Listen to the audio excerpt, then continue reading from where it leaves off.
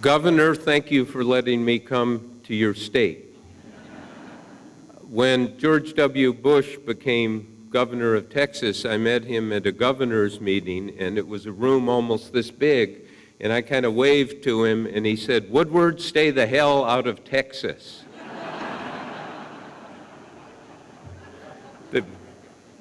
There was a way he said it that turns out I never went to Texas during his time there. With an audience this large in Arkansas, I kind of feel compelled to take a poll. How many people voted for Senator McCain in the '08 election? Please raise your hands. Only one hand, ma'am. How many voted for Senator Obama? Please raise your hands. Oh, okay. Right, okay. Now, some of those votes are, those hands are suspect. Because everyone likes to be with the winner.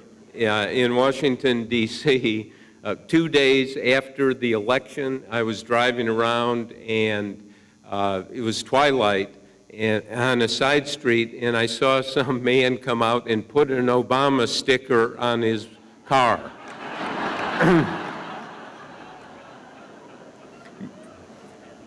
Maybe he'll get a cabinet appointment if he paid his taxes.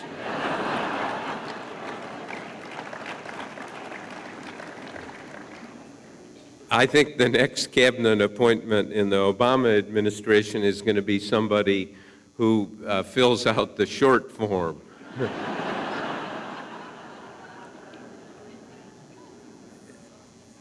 About 3 years ago, I wound up having dinner with Al Gore, President Clinton's vice president. It was in Colorado, and having dinner with Al Gore is taxing. It is engaging.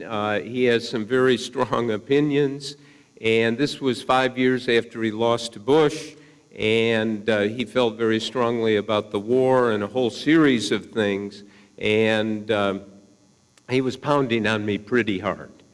And after the pounding, we got to a subject that is really interesting and I think important certainly vital to my business and to the business of all of you as citizens, and that is, how much do we know about what goes on in government, specifically the White House? And I asked him, I said, now here, you were the powerful vice president, had an office in the West Wing, and there have been all these books, news coverage 24/7 of the Clinton years. What percentage of what went on that's interesting or of consequence do we now know? I said, hopefully. And he said, 1%. I almost died inside. I mean, there were a lot of things that went on in the Clinton White House that we didn't know about. But the idea that 99% we didn't know about, and he stuck to his guns. I said, well, now suppose you wrote a tell-all memoir about what you know. And he said, I would never do that, and Gore can get up on his high moral horse quite easily, and insisted that he would never do. I said, well, hypothetically, suppose you did. What percentage would we know then? And he said, 2%.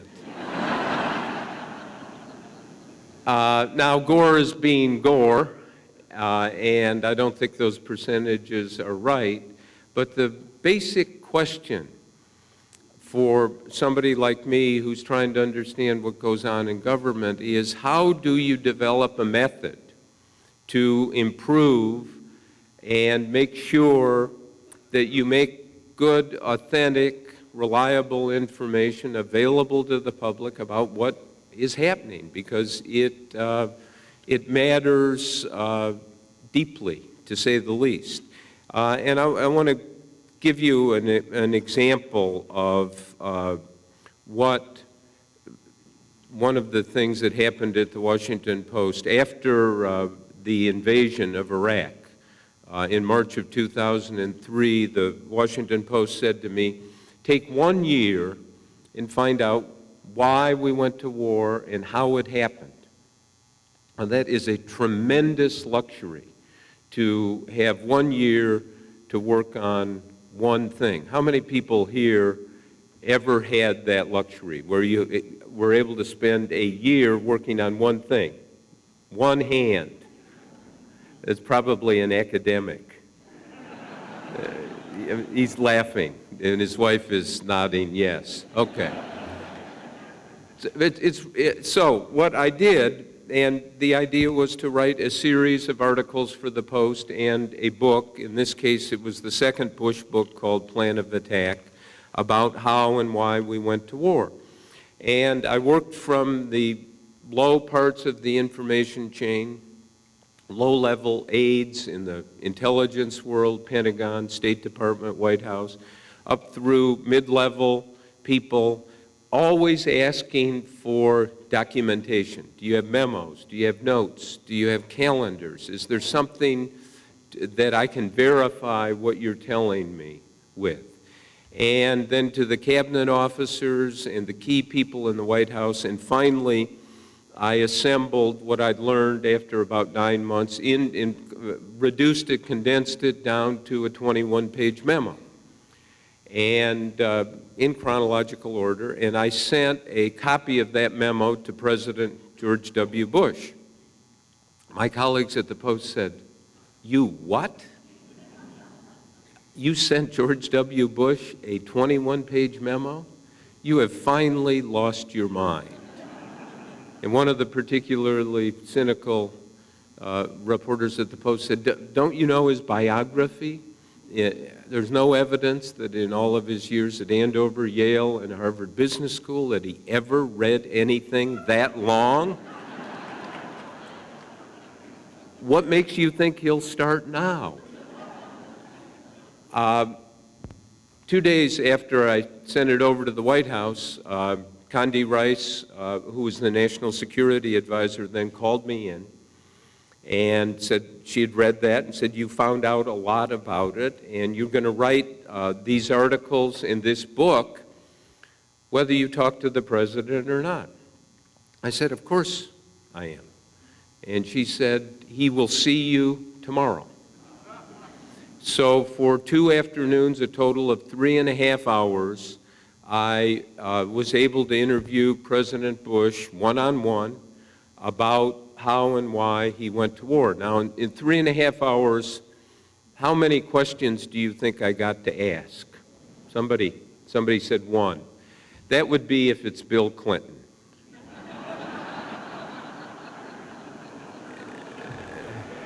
Come on, you're from Arkansas, you know. I know what you're really thinking is, actually, that would be high.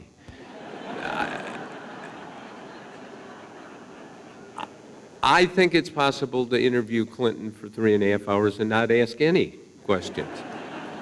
I ran into former President Clinton 2 weeks ago in Washington, and it was at midnight at one of these pre-inaugural parties, and you don't even have, you just kind of enter his orbit, and he's going on. And I said I was coming down here to talk at his school and library, and he said, "Thank you." And then we started talking about documents and his foundation, and then there came a list of people that he was angry at. And, you know, it's incredibly informative, incredibly direct. In the case of President Bush, in 3.5 hours, I asked 500 questions. He gives short, direct answers. Somebody has their head like this. No, yes, really. I mean, the transcript of it is, it is a, in a sense, there's no document like it. No one has ever been able to interview presidents with no restriction on questions. in a practical sense, no time limitation, and to say, what's the road you walked? Why did you do it at this point? When Cheney said the following, what was your reaction? When you got this intelligence report, what did you think? Incredible detail. Now, in the course of it, he said lots of things which are in the Bush lexicon, like when I asked, what was your father's recommendation on the Iraq War? He said, well, gee, I don't think he had one. Your father, who was president, who went to war with Saddam Hussein in the first Gulf War, and you didn't talk about it? And he said, well, we talk a lot, but I don't think it came up. And I said, didn't you just say, gee, Dad, what do you think? And he took all kinds of detours, and then finally said something that has been much quoted, and rightly so. He said, well, in terms of strength, I appeal to a higher father. And never got the answer to what the lower father's recommendation was. But at one point he said something critical to understanding him in the Iraq War, just out of the blue, not from a question. He said, I believe we have a duty to free people, to liberate people. Now, I thought, wow, that's pretty amazing, and said, don't you think that lots of people are going to think that's dangerously paternalistic? We have a duty to free and liberate people. And he, if you think about it, duty is the biggest word in the English language for a president. And he then, when I challenged him, started jumping in his chair and really started slapping me around, not physically, but verbally. And he said, you don't get it, you don't understand, you are an elitist. Imagine being called an elitist by George W. Bush. You have to take all kinds of things in journalism. And he said, you don't get it. Those of us who led our countries to war in Iraq have his word, President's word, zeal to liberate people. Second biggest word in the English language for a sitting president, probably zeal. If we had Barack Obama here, and we said, what is your definition of duty beyond what's in the Constitution and the laws? And he answered, we would learn a great deal about him. He said, what do you have a zeal to do? And we would learn an immense amount. And at that moment, I realized that the Iraq War for Bush, lots of other reasons for the war, 9/11, his belief that there were weapons of mass destruction in Iraq, but the real driver for him was this idea that we're going to liberate and free people. And he really believed it. I think that it accounts for the persistence of the war. He believes it is the right thing to do. Now, if in doing these 4 books on Bush, there are a couple of themes, and one of the themes is, for so long, we were not told in the public and in the press what the truth was, how bad it was in Iraq. And if you kind of look at the first 8 or 9 years of this century, and you say, okay, believe me, the Iraq War is a giant event in history. It's one of those hinges of history. We don't know how it's going to turn out. We certainly don't know how it's going to end, but when a nation decides to go to war, to start a war, we define who we are to the rest of the world, and we define who we are to ourselves. And for years, we didn't get the truth. And if you look at the financial crisis that we are going through right now. It's the same theme. We didn't get the truth. I have brought lots of examples. I'm not going to read them all, but just to give one. This is March 12, 2008. Alan Schwartz, the chief executive officer of Bear Stearns, on television, CNBC, says the following: our liquidity and balance sheet are strong. We don't see any pressure on our liquidity, let alone a liquidity crisis.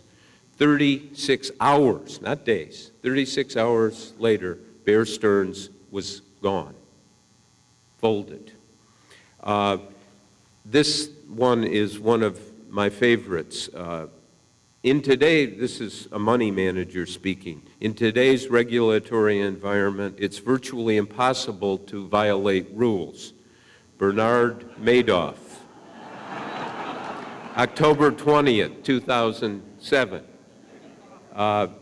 is now alleged to have had a Ponzi scheme that eliminated about 50 or 60 billion, not million, billion dollars in wealth. I could read example after example, and what is going on is that the public is being cheated, that we're not getting the straight story. And I would argue that part of that burden and responsibility falls on the media and the press, that it is our job to have the method and find ways to make sure that we dig out exactly what is going on. When people make statements like that in public, when presidents make statements like President Bush did on the Iraq War in October 2006, reporter asked him, are we winning? And the president went on for about 500 or 600 words, not answering the question, and to the reporter's credit in a public press conference, the reporter said, hey, are we winning? And the president said, quote, we're winning, absolutely we're winning. I asked the president 7 months ago when I interviewed him for the last book about this, and he said, well, he knew the strategy was not working. We were not being told the truth. And we, in the business I'm in, have a responsibility to find some way to get beyond. Is Gordon Liddy doing something with the microphone here? For those that are young, Gordon Liddy was one of the architects of the Watergate operation, and whenever I have sound problems, I invoke his name. But it is our job, and if you think about what's the media environment we're in now, I think it's defined by two things. The first is speed. Give it to us right now. When Carl Bernstein and I worked on the Watergate story, we could go 6 weeks before we wrote a story. Now, if it looks like you have a small advance on the story of any kind, somebody will say, oh, can we get it on the website by noon? So we don't, too often, we fail to take the time to really find out what's going on. The other is impatience. Just give it to me now. What is it right now? And the third villain in some of this is people want to see it live. It's somehow, if it's live on video or on television, that makes it more real. Remember a number of years ago watching one of the cable channels, and it was during the Kobe Bryant sexual allegations in Colorado, and the anchor at the cable channel said, okay, we're going to our reporter live in Colorado, and the reporter woman stood out there and said, I am here in Colorado outside the courthouse where they're having a hearing on these allegations against this great basketball star, and he won't talk, his lawyers won't talk, the prosecutor won't talk, the judge won't talk. I know nothing, but I'm live.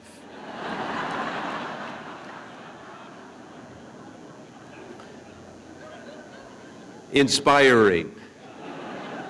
But then, this is true, she went on to say, now I'll be back in an hour, I'll probably know nothing, but it will be live.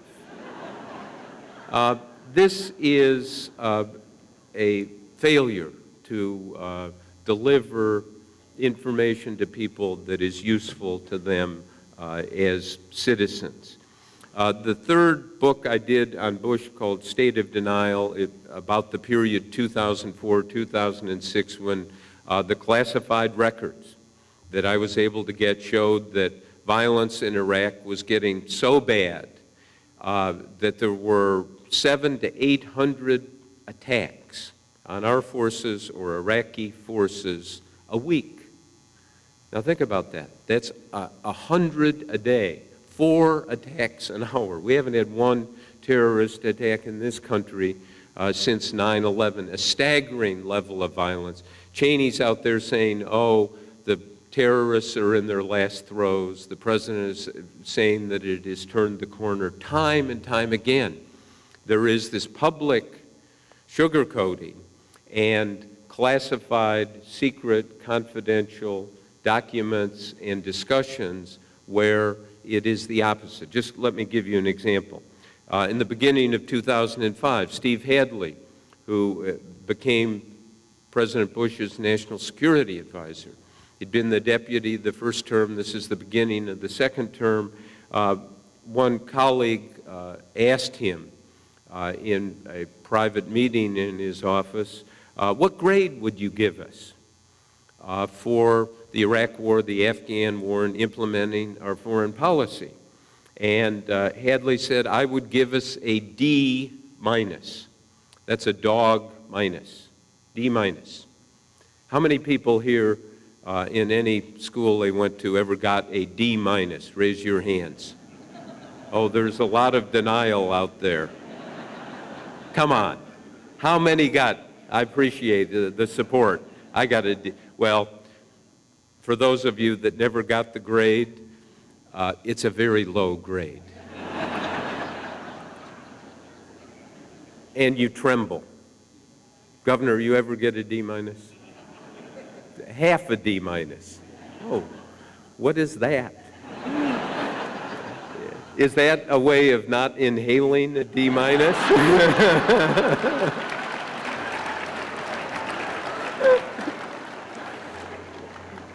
Okay.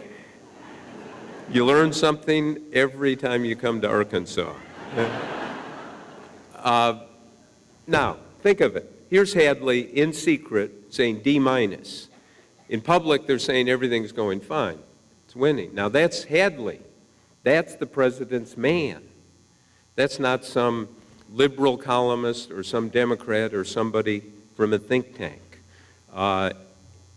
Such a disparity between the reality of what's going on and what is being said.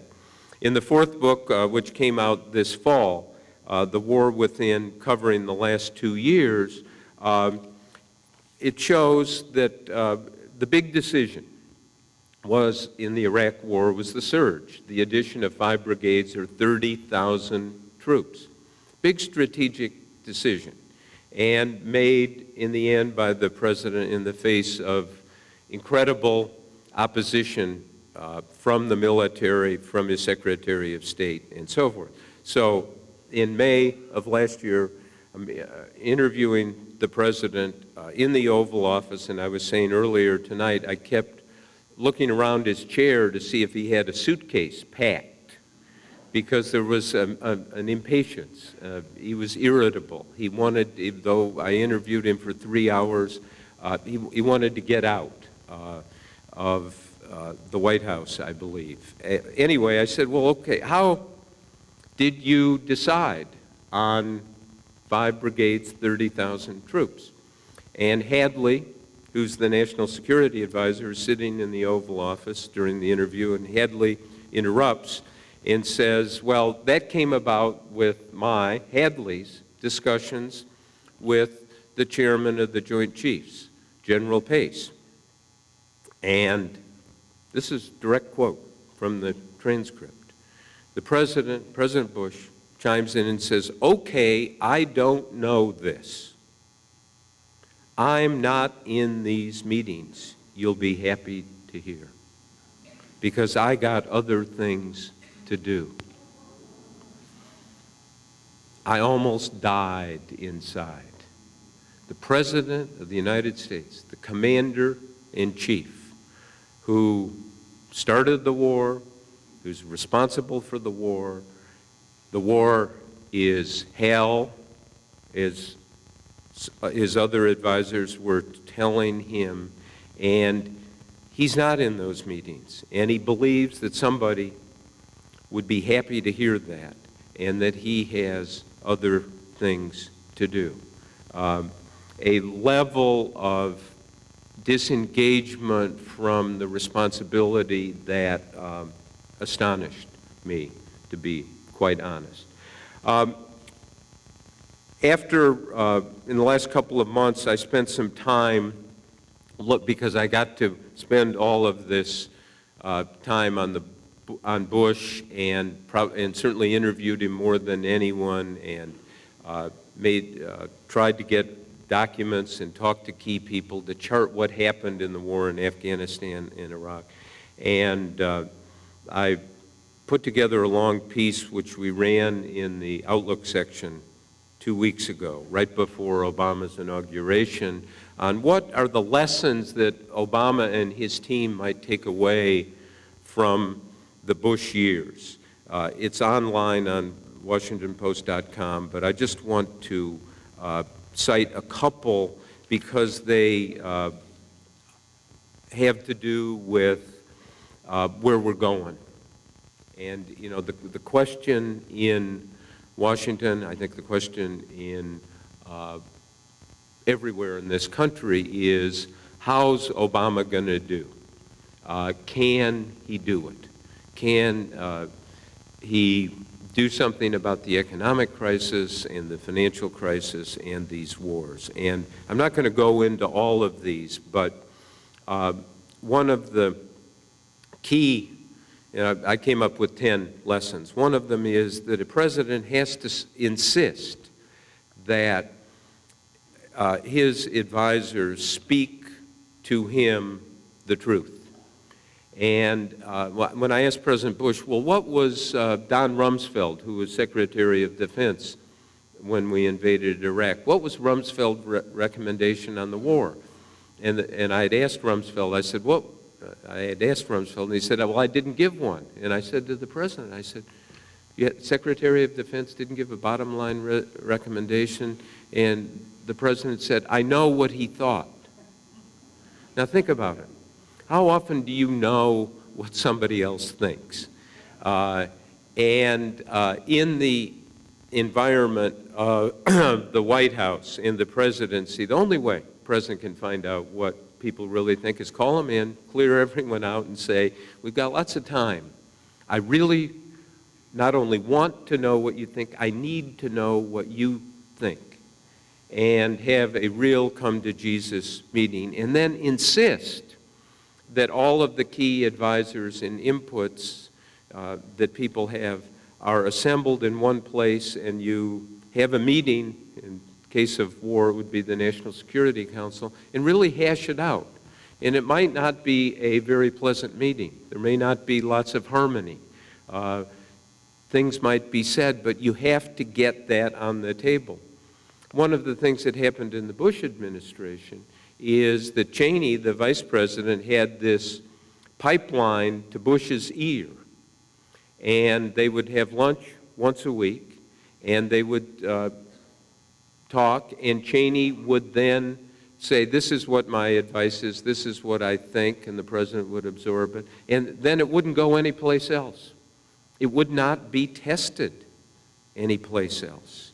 You need to have a culture of doubt. The president kept telling me, I have no doubt that I've done the right things on these wars. Another thing I think is critical to this, you have to have strategic thinking. And strategic thinking is a governor or a manager of anything knows you can't manage by crisis. You have to say, in 1 year or 2 years, this is where I want to be.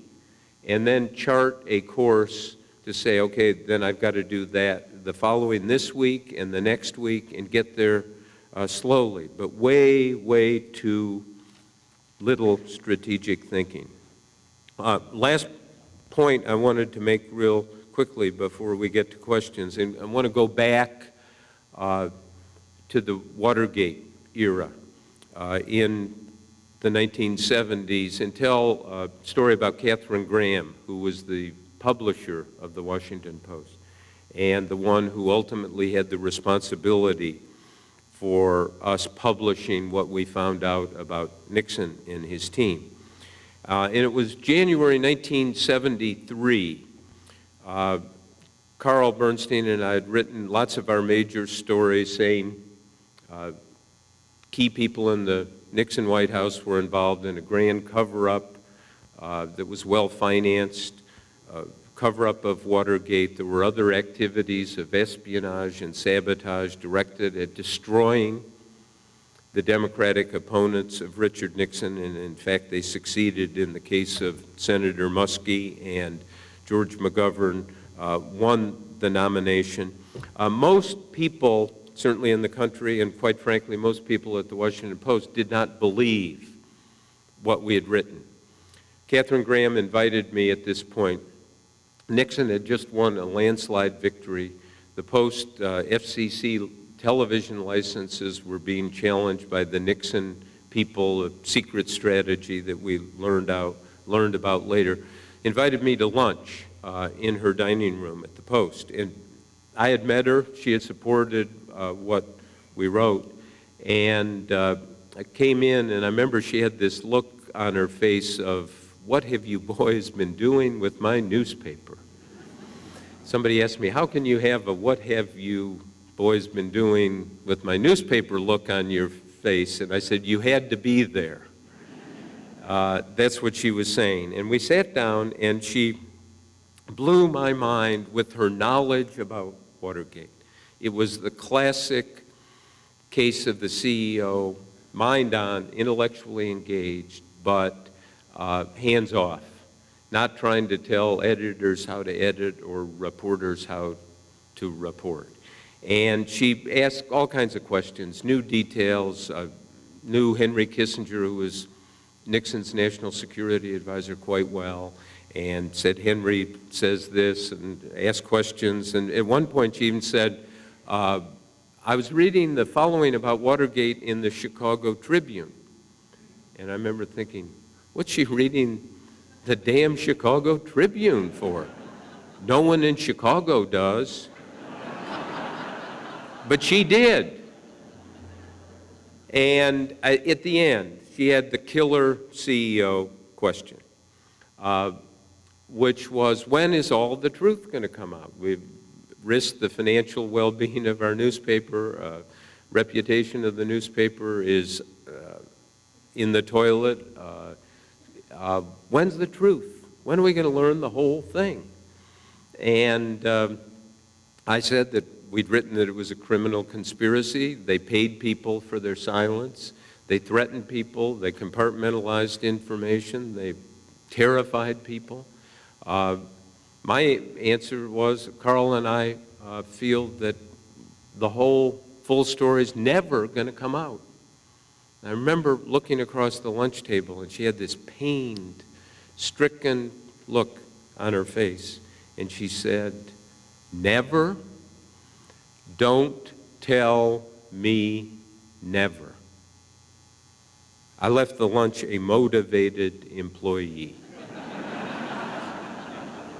But the "never, don't tell me never" was not a threat. It was a statement of purpose. What was great about this lady was she understood the job of what a newspaper should do. And what she said is, use all your resources, use the resources of this newspaper duty. Said, we have a duty to get to the bottom of this. I don't care what it takes. We will take the heat and do what is necessary. Someday we're going to put a plaque in the lobby of the Washington Post that's just going to say, Katharine Graham, January 1973, never, don't tell me never.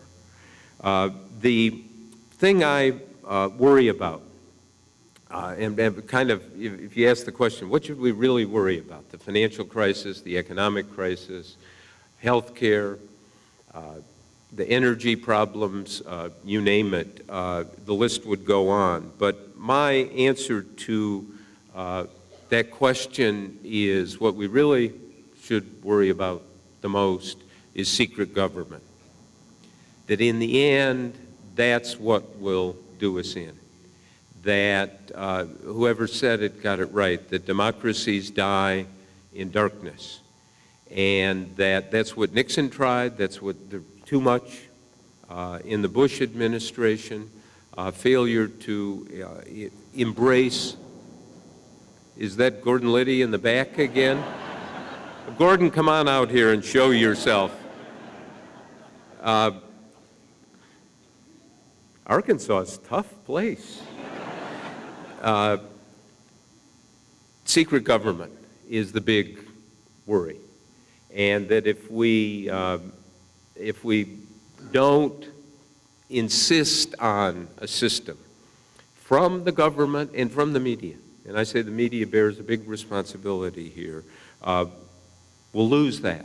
And a group of people will get together and say, the power is mine, and they will misuse it.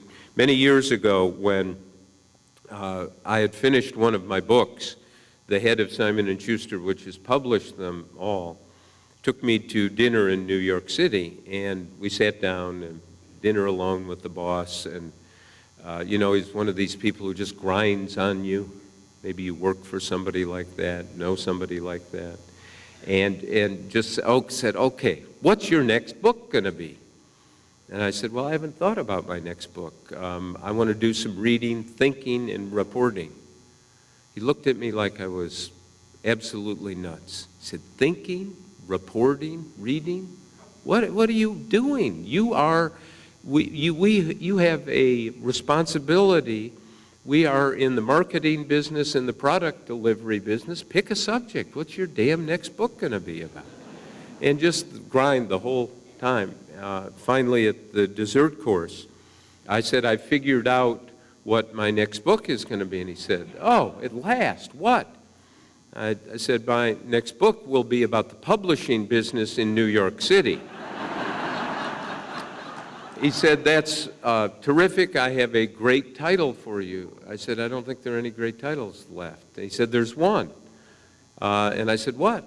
And he said, your book on the publishing business in New York City will be called My Last Book. He truly meant it. Thank you very much, and we'll do questions.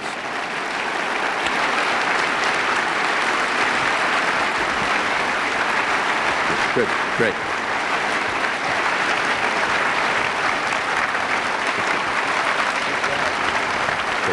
Great, good, thank you. Great. Okay, we've got questions. We got microphones all around the room, so anybody with questions, raise your hand. Someone right here. Welcome to Little Rock. Thank you. Let's go back to October 2006. There's a congressional off-year election in November. Why did George Bush choose to lose the war in October of 2006? Well, I don't think he knew what to do in October 2006. They didn't have a strategy that would work. And it turns out they added these 30,000 troops in the surge, which helped. But as I write in The War Within, and this is about as touchy as it can be for a reporter, I learned in the work on this that we developed new techniques and operations to locate target and kill leading insurgents and Al-Qaeda members in Iraq, and that this is the chief reason why the violence went down and why we have an Iraq that is much less violent and much more stable now. When I found out about these, I went to key people, and there's a 4-star general whose name you know, I won't name him, and when I went and I said, I know about this and I'm going to write some of it in the book, the blood literally drained from his face, and he said, you cannot write the details about this because it will tell the other side what we're doing. And so I found a way to just generalize and say there are these secret operations. To the White House's credit, they put out a statement after the book came out saying, no, the surge did the most, but they said there are, quote, newly developed operations and techniques which contributed. And when the story of this is told in a number of decades, your ears will be pinned back by the capabilities that we developed. More questions? Okay, right over here, right beside you, Bob. I can think of a lot of reasons why George Bush wanted to go to war in Iraq. I have a hard time believing that it was his zeal to free people. You sounded like you believed that. Yeah, I do. And if you look at the record and who George Bush is somebody, you look at his biography, he really didn't know who he was until his mid-40s, really. And the presidency, I mean, he ran for governor of Texas in '94, was elected, reelected in '98. I mean, that's not much experience, and it kind of fell into his lap, and I think there was a sense of destiny and opportunity, and I think he's sincere when he says he wants to liberate and free people. And, you know, if we took a poll here, how many people believe in freedom and democracy, I think everyone would raise their hands. And he does, and he saw that opportunity, and it's a personal driver for him. There is an incredible concentration of power in the presidency, and that's why you have to study the person who has that power. The Constitution is very clear. The executive power resides in the President of the United States, not the cabinet, not the National Security Council, not the bureaucracy, literally in one person, and all executive power has to be delegated or he has it. Let's try Question. over here. Yeah, let's sum right over here, right there. Yeah, good.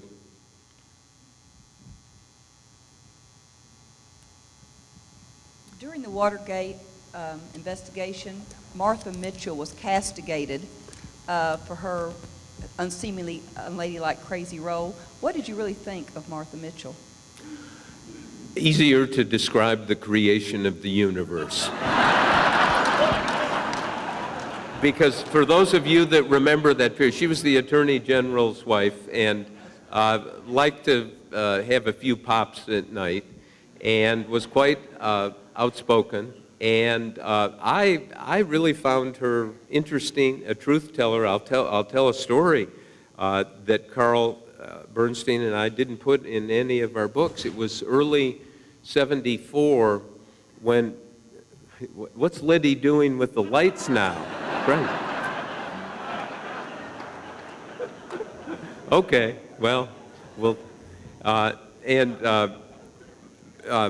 it was 9 months before Nixon resigned, and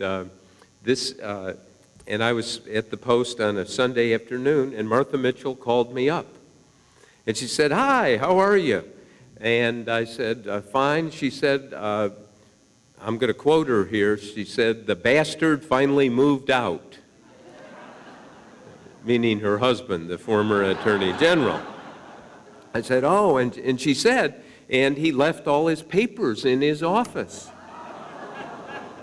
And why don't you and Mr. Bernstein," as she called him, "come on up here?"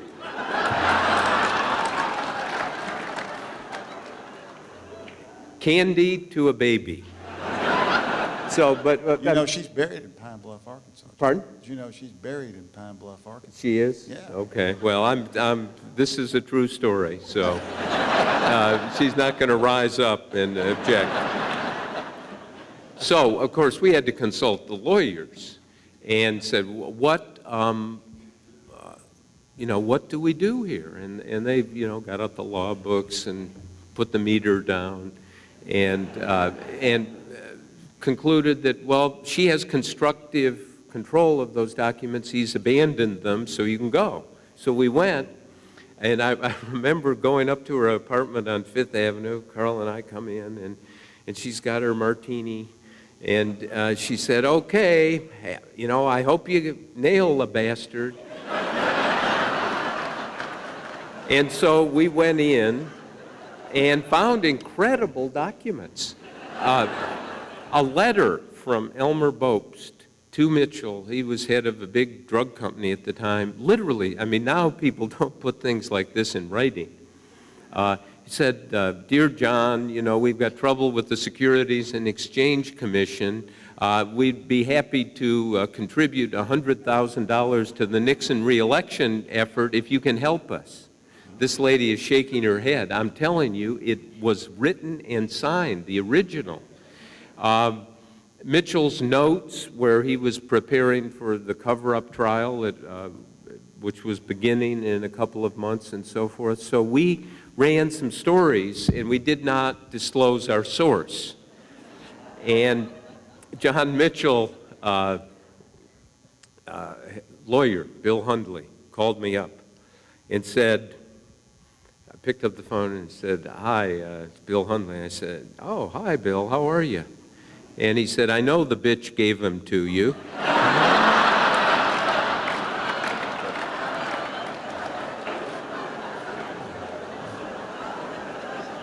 That'll get the lights back on, won't it? If I go a little further, I can get some lights on this side. Roll her out, too. Yeah. And so he wanted the original documents back. And he said he was going to go to Judge Sirica, and he said, you will look really swarmy if it comes out where you got these. I just need the documents to protect my client. And so we decided to Xerox everything and give him the original documents back. I'm sorry, that's too long a story. It's a good one. But got a question right here in the front row.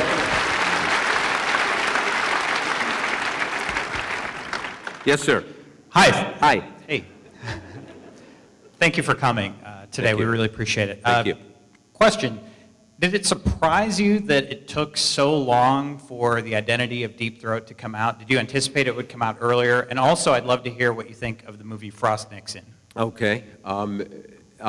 Deep Throat, the Watergate source, remained secret for 33 years. As someone said, I think it's in one of the Russian novels, that the only way 3 people can keep a secret is if 2 of them are dead.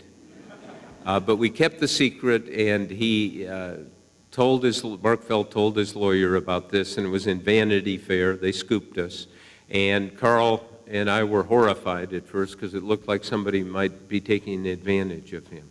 It turns out they were not, and that it was a good thing, and it kind of dotted the I's, crossed the T's on Watergate, explained who this was, why he talked, how he was in this position where he felt that, quite rightly, that a massive, well-funded, well-orchestrated, well-practiced obstruction of justice by the White House, and he was number 2 in the FBI. And this is a man who,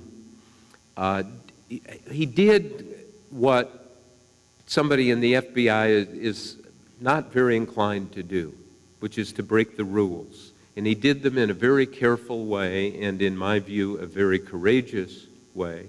And if he had not been willing to do that,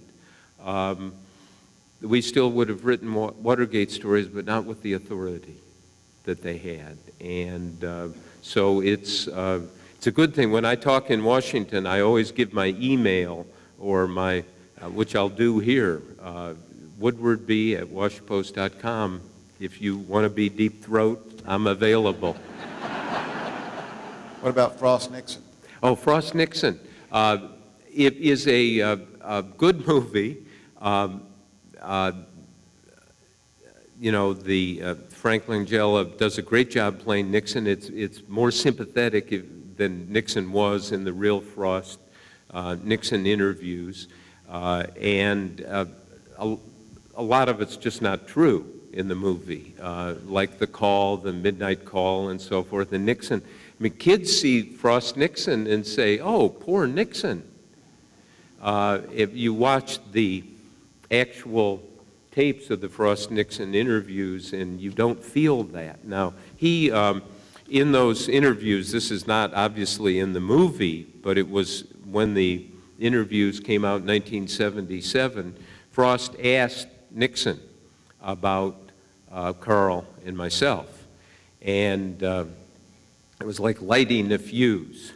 Nixon started off by saying, well, they work for the Washington Post, it's a liberal newspaper, they're liberals, and it's Washington, and this is the way things go, and by the way, what they write is trash, and they are trash.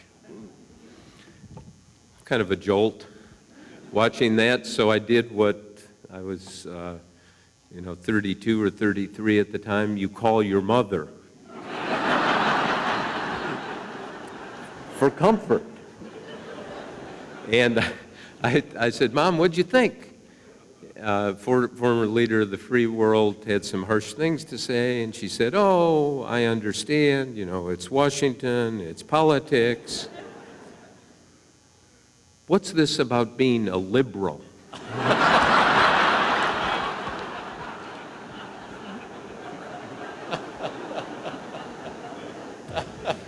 More questions?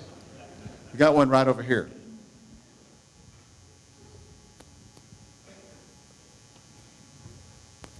Thank you. Thank you.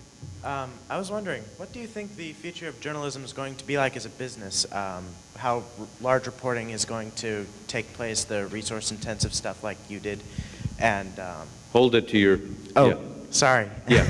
What do you think the future of journalism is going to be like as a business, the large resource-intensive reporting you do and all that? Okay, it's a great question, and I think it's obvious what newspapers are going through, journalism is going through is a convulsion.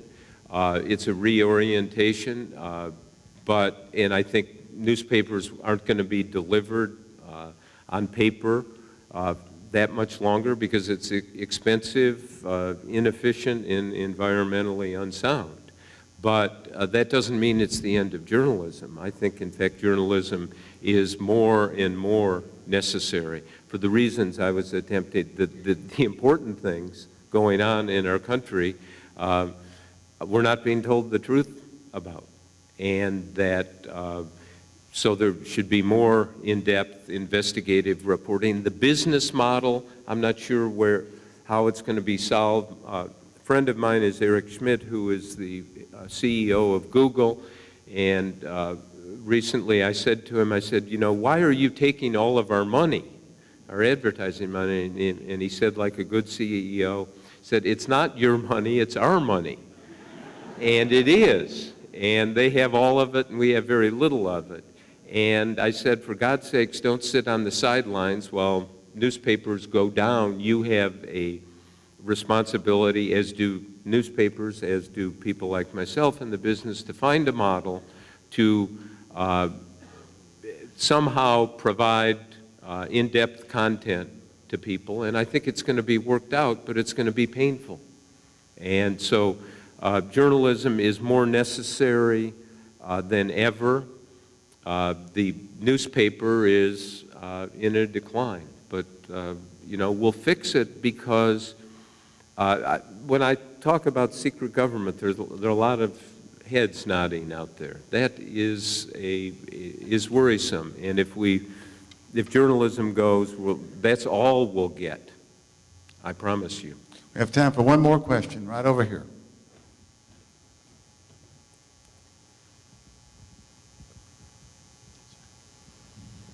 I know that we've always thought in terms of, and been taught, for checks and balances, there was the executive, the judicial, and the legislative. Our present president has a training in judicial, and he is also one that understands the legislative. He may be weak on the executive from the CEO standpoint.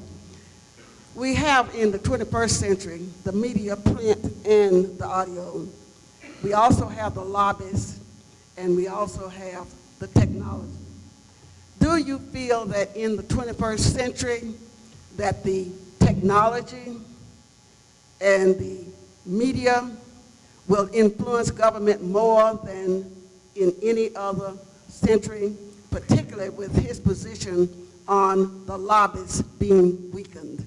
Yeah, okay, yes, I think so. I think it's going to be technology-driven, but we don't know exactly what it is. I mean, think about it. This young man has the, I was talking with a bunch of journalists earlier today, just try to enter into the responsibility on his shoulders and head.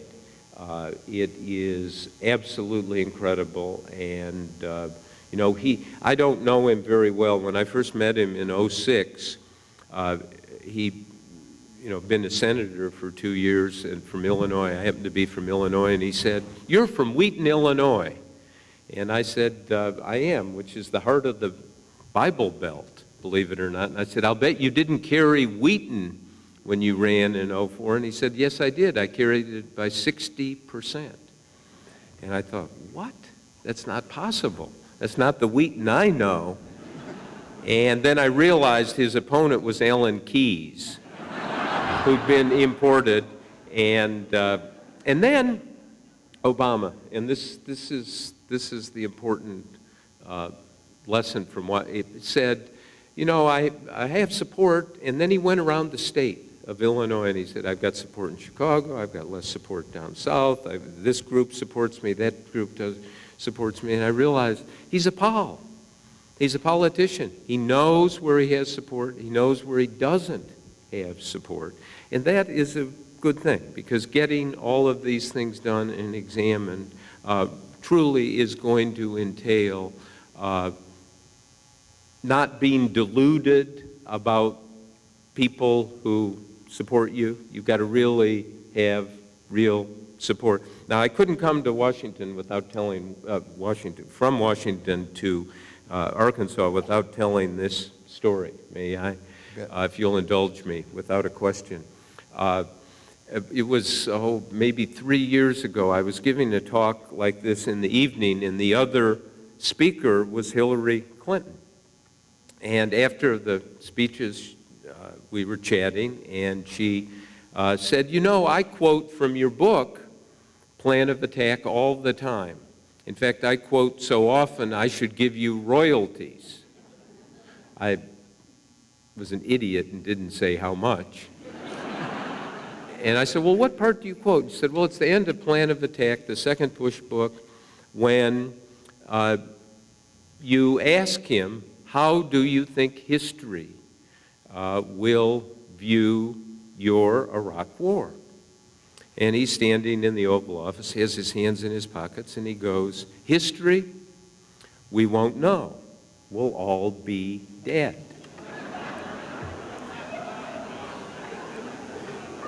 When I went home that night, my wife asked, how'd the interview go? And I said, he answered all the questions, but the really good news is I have the ending to the book. Ladies and gentlemen, let's hear it. No. You're not through? I'm not through. Okay. No, he's not through. Okay. Sit back down and stand up. Okay, because this is so then I said to Hillary Clinton, I know, is somebody else coming into does Gordon Liddy have something? I know, I'm keeping people, I'm sorry, bear with me. This is one of the good Hillary stories. And so I said, why do you quote that? And she said, you can't be president of the United States and talk like that. That's fatalism, like kind of, who knows, we'll all be dead. And I said, oh, you know, that's true, but, and then she said, got really excited and started pounding her hand into her, she said, look, George Washington would never talk like that. Thomas Jefferson would never talk like that. Bill would never talk like that. I remember thinking, the new Mount Rushmore. Washington, Jefferson, Bill. And then I thought, we won't know. We'll all be dead. Thank you.